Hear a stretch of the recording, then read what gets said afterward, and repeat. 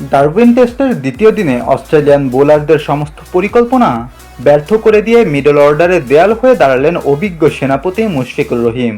Centurion Tanzid তামিমের বিদায়ের পর অভিজ্ঞতার ঝলক দেখিয়ে অধিনায়ক নাজমুল হোসেন শান্তর সাথে গড়ে তুললেন ৬৬ রানের এক অমূল্য পার্টনারশিপ।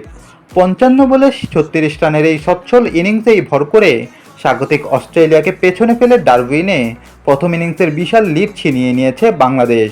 কিভাবে মুশফিক শান্তর জুটিতে অজি বোলারদের ২০ দাঁত ভেঙে রানের পাহাড় গড়ল টাইগাররা, সব বিবরণ নিয়ে হাজির হলাম বুজ ক্রিকেটের বিশেষ প্রতিবেদনে।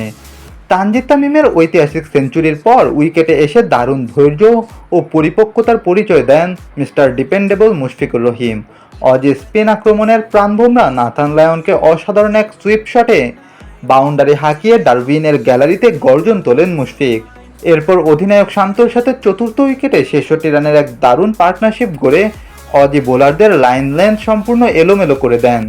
টি ব্রেকে বাংলাদেশ দল যখন শক্ত অবস্থানে, ঠিক তখনই দ্বিতীয় নতুন বল হাতে নিয়ে রুখে দাঁড়ান অজি অধিনায়ক প্যাট কামিন্সের একটি বাড়তি বাউন্স পাওয়া বাইরের বলে শেষ মুহূর্তে ব্যাট সরিয়ে নিতে চেয়েছিলেন মুশফিক, কিন্তু ব্যাটের কানায় লেগে স্লিপে থাকা স্টিভ স্মিথের হাতে ধরা পড়েন তিনি।